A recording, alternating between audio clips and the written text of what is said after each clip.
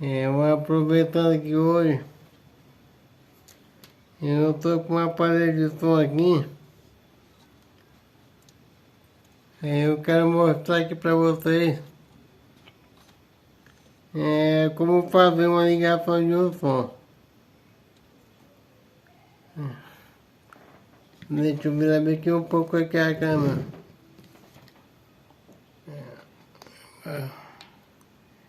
Abaixar aqui.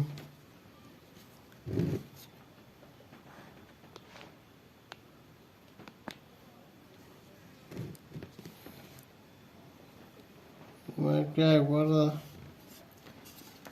dá para ver um pouco.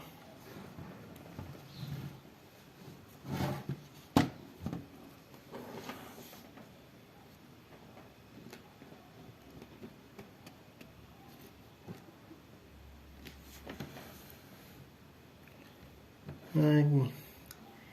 Normalmente quando ele vem novo, ele já vem tudo, ele já é colocado no chicote original. Mas quando ele já foi mexido, ele fica assim. Para você que não sabe, o amarelo, ele é a memória do som. Ele tem que ficar ligado direto no 12 volts. E o vermelho, ele é o push-chave. Quando vem na ligação original. Mas quando você desliga o carro, o aparelho só desliga. Então, para ele ficar ligado direto, a gente tem que cortar o vermelho e ligar junto com o amarelo.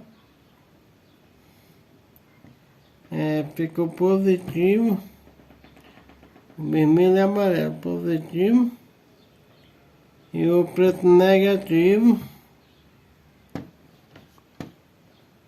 o azul é o remoto, para ligar o modo, e também para ligar a antena elétrica. Aí aqui, também para esses dois verdes aqui, ele é a tela de som, do lado direito traseiro. E esse verde, que é todo verde, é o positivo. Agora o verde com lista preta é o negativo. Aqui. A verde é a saída traseira direita. E essa branca, ela é que é do lado do passageiro, é a pedra dianteira direita.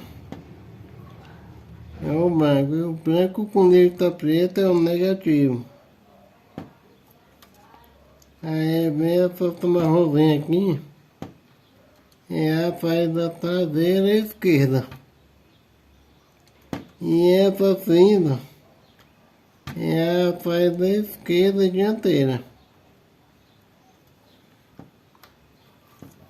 E aí normalmente